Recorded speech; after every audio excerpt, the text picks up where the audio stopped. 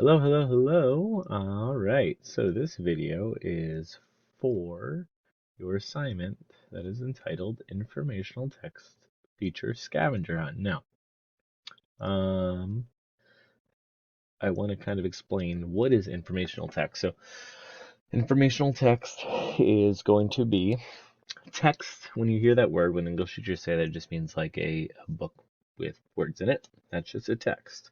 Now, you have fictional texts, which are just books that are telling a story that wasn't true, didn't really happen. You have informational text, that's going to be a book that will tell you information, facts, things that have really happened. Now, some examples of informational text might be a magazine, a newspaper, an online news source, a textbook. Um, so for this exercise, you're actually going to be looking through some old history textbooks to determine what informational text features it has. Now, why are you doing this? Because next week you are going to start a research paper. And you're going to be flipping through textbooks, through magazines, through newspapers, through online news sources, and it's going to be important for you to understand what some of the text features are that are present so you know why they're there and what purpose they serve. So today, you're just going to go on a little scavenger hunt to find examples of these. That's kind of your goal, is to find examples of some of these text features. Now, um, there's a document attached, Informational Text Scavenger Hunt. It'll be in the top right of your screen because I made a copy for all of you, and this is what it'll look like. Now, the first thing I want to do is just go over the informational text features that I'm going to ask you to find in your textbook. The first is called a close-up. This is a close-up, right? Sometimes you've got a picture, let's say this frog right here, but then the close-up really shows it in detail. Now, what's the purpose of it? See detail in something small, like maybe the eye or all the bumps and ridges on the frog.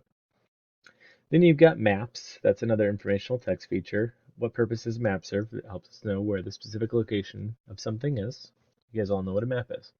Next is photograph, picture, right? Live action picture.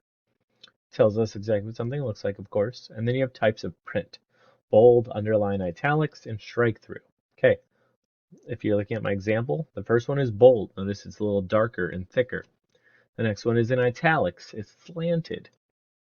Um, Now, bold and italics sometimes are used for the same reason, to emphasize something, to point something out, to make it stick out.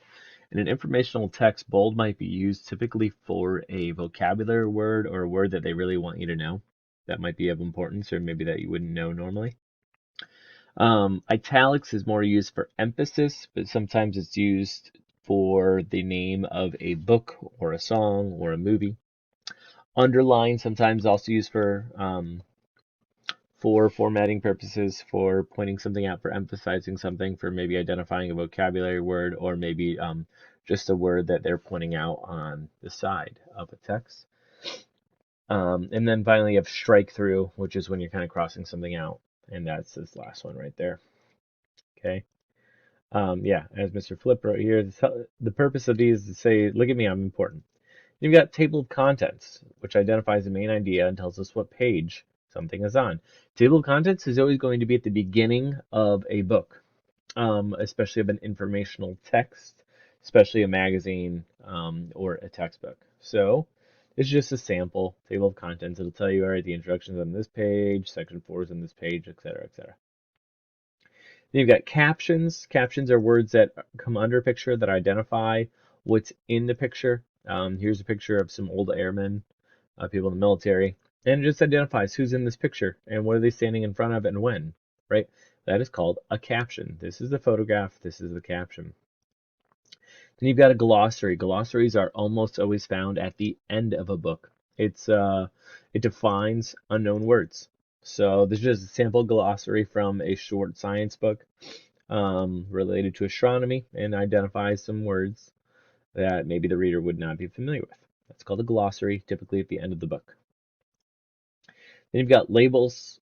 Labels, of course, you all know what a label is. It just tells you what something is. It might be under a graph, typically, um, telling you what the graph is for. It might be at the top of a page of a chapter telling you what's going to happen there. in that chapter. Next is an illustration. Just want to be clear on what an illustration is versus a photograph. Photograph is live action. It was taken with a camera. An illustration is drawn. It's created by hand, right? One is real, one is created. That's an illustration. And then finally, chapters and sections. This is the way the books are organized. Of course, you should be familiar with this. This is just a sample. You got a first part, you got a second part, you got a third part. But a lot of textbooks are going to have different chapters and then sections and then sometimes even subsections. So they all kind of tie in together. Okay, so you got the basics down. These are all the things I want you to be able to identify today as you look through your history books.